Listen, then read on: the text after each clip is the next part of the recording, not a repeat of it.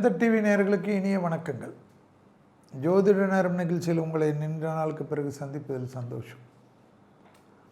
ஒவ்வொரு வாரமும் மேஷம் முதல் மீனம் வரை உள்ள ராசிக்காரர்களுடைய பலன்களும் அதற்குண்டான எளிய தெய்வ வழிபாடு முறைகளையும் பார்க்கின்ற சமயத்தில் நிறைய கேள்வி பதில்கள், கோயில் கதைகள், நாட்டு நடப்புகளை பற்றியெல்லாம் நாம் பேசி கொண்டு வருகிறோம். பித்ருதோஷம் உண்மையான்னு கேட்டிருக்காங்க. பித்ருதோஷம் உண்மையாலாம் யோசிக்காதே. Simple technique சொல்லித்தரும். பசுமாடுகளுக்கு உணவளித்தால் பித்ருதோஷம் வராது.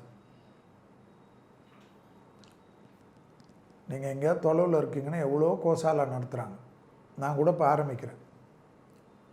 நான் நிறைய பேர் இதை தான் கேட்குறாங்கன்னு சொல்லி நண்பர்கள்லாம் வச்சு நல்ல சிஸ்டமாக பண்ணுறோம். பசுமாடுகளுக்கு உணவு வீட்டில் பேரண்ட்ஸ் இருந்தால் அவங்கக்கிட்ட சொல்லிவிடுங்க, என் சார்பாக கோதுமை தவிடு, வெல்லம், வேறு உணவுகள், குச்சி தீவனம் இதெல்லாம் வாங்கி கொடு, அகத்திக்கீரை வாங்கி கொடுக்காதுன்னு. பேரண்ட்ஸ் இல்லைன்னா அகத்திக்கீரை வாங்கி கொடுச்சு. பசுமாடு மேஷத்துலேருந்து மீனம் வரை உள்ள ராசிக்காரங்க உங்களுக்கு மாதத்துக்கு ஒரு வாட்டி ஒரு 100 ரூபா 50 ரூபா நீ உன் கையால் ஒரு பிடி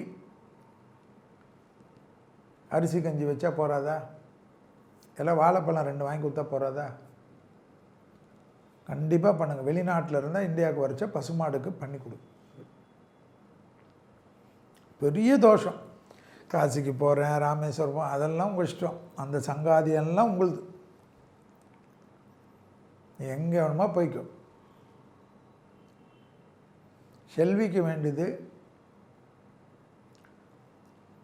பசுமாடுக்கு உணவு கொடுப்பது. அது கொடுக்க கொடுக்க எறும்பு புத்துக்கு அரிசி மாவு போடுறது. இந்த மரத்துலலாம் எறும்புங்க ஓடும், உடனே போய் கழிச்சு விட்றாதீங்க. அரிசி மாவு போட்டு வந்துரு. அரிசி மாவு மகாலட்சுமியுடைய அதிர்ஷ்டத்தை கொடுக்கும். ட்ரை பண்ணிப்பார், நிறைய நல்லது நடக்கும். அரிசி மாவும் வெல்லத்தையும் கலந்து போடுறது இன்னும் விசேஷம். நிறைய பேர் சர்க்கரை கலந்து போடுவாங்க, அது உங்கள் விருப்பம். அதனால தான் ஒரு காலத்தில் அரிசி மாவு கோலம் தான் வீட்டு வாசலில் போடுவாங்க. அந்த அரிசி மாவு கோலம்னா அந்த எறும்புகளுக்கு உணவாகும். இதெல்லாம் அவ்வளோ முக்கியம். பசுமாடுகளுக்கு கொடுத்தா பிண்டம் வச்சு செய்யக்கூடிய அளவுக்கு பரிகாரம் உண்டு. ஸோ இதெல்லாம் பித்ருதோஷத்துக்கு எளிமைப்படுத்தப்பட்ட விஷயம். புரியுதா உங்களுக்கு? இல்லைன்னா நீங்கள் பிறந்த கிழமையில் முடிஞ்சால் வீட்டு பக்கத்தில் எங்கே பசு மாடு இருந்தால் வாங்கி கொடுங்க. இல்லை மாதத்துக்கு ஒரு தடவை பண்ணுங்க, இல்லை வருஷத்துக்கு ஒரு தடவை பண்ணுங்க. ஆனால் பண்ணுங்க. நல்லா பராமரிக்கிறவங்களுக்கு வச்சு பண்ணுங்க. நிறைய ஃப்ராடு இருக்குது. கோயிலுங்களுக்கெல்லாம் நிறைய நீங்கள் மாடை வாங்கி கொடுத்தா நைட்டுக்குள்ளே விற்றுருவானுங்க.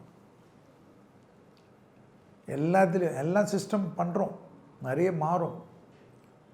இந்து தர்மத்தில் நிறைய விஷயங்கள் மாறும். அந்த காலத்தில் எப்படி இருந்தது அதுபோல் வேத பாடசாலைகள், கோசாலைகள், தங்கும் விடுதிகள் இதெல்லாம் மக்களுக்கு இப்போ நிறைய பேர் பண்ண ஆரம்பிச்சிட்டாங்க. நாமளும் நல்லது நடப்போம்னு நம்புவோம்.